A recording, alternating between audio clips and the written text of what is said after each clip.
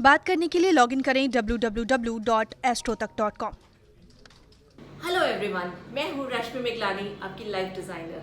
आज हम बात करेंगे कैसे हरियाली तीज हमारी लाइफ में ला सकती है ढेर सारी खुशियाँ।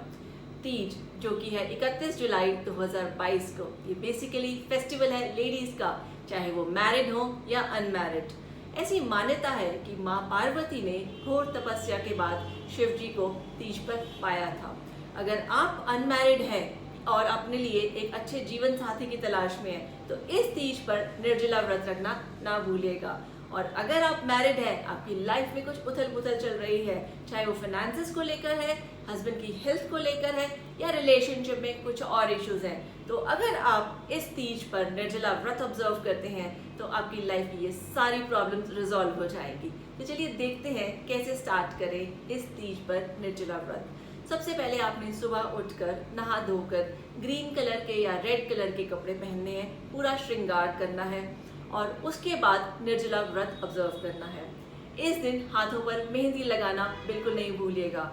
मेहंदी लगाने का बेसिकली एक साइंटिफिक रीज़न है। मेहंदी की जो तासीर है वो बहुत ही ठंडी तासीर होती है, तो ये लाइफ में आपको हेल्प करता है पेशेंटली कैसे लाइफ के चैलेंजेस को फेस करते हुए आपने कामली सारे सॉल्यूशंस पे आना है। तो ये आपने ऑब्जर्व भी किया होगा कि शादी से पहले हर दुल्हन के हाथ में इसी पर्पज से मेहंदी भी लगाई जाती है।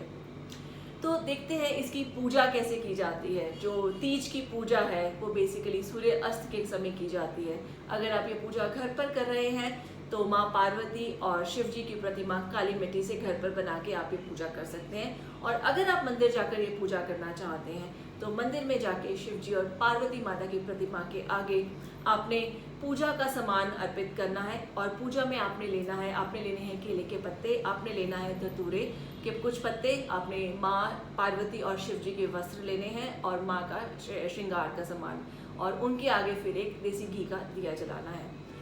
ऐसा करने के बाद आपने शिव जी की आरती करनी है, माँ पार्वती की आरती करनी है और उसके बाद व्रत की कथा पढ़ना बिल्कुल नहीं भूलिएगा। ऐसी ये भी मान्यता है कि अगर आपके हस्बैंड किसी वजह से आपसे दूर रहते हैं, चाहे वो काम की वजह हो, बिजनेस हो, जॉब हो या और भी कोई वजह हो, तो अगर आप ये निर्जला व्रत ऑब्जर्व करती हैं और साथ में एक छोटी सी रेमेडीज करते हैं तो आपके हस्बैंड के आपके पास आने के रास्ते खुलने लग जाते हैं और जल्द ही आप दोनों साथ होते हैं। तो ये बेसिक छोटी सी रेमेडी क्या है, आपने लेना है एक पीले रंग की मोली और एक लाल रंग की मोली। पीले रंग की मोली में आपने अपने हस्बैंड के एक पासपोर्ट साइज डाल के, एक फोटो डाल के एक पेंडेंट की तरह लटका देना है उसको। और लाल रंग की मोली में आपने अपनी पासपोर्ट साइज फोटो डालकर उस रेड धागे में माँ पार्वती को अर्पित करनी है और पीले रंग का धागा जिसमें आपके हस्बैंड की फोटोग्राफ है शिव जी को अर्पित करना है। उसके बाद पूजा करने के बाद आपने वो दोनों धागे घर लेके आना है, उसमें एक नॉट लगा के रखनी है, यानी कि रेड धागा और येलो धागा दोनों आपस में आपने एक नॉट लगा देनी है।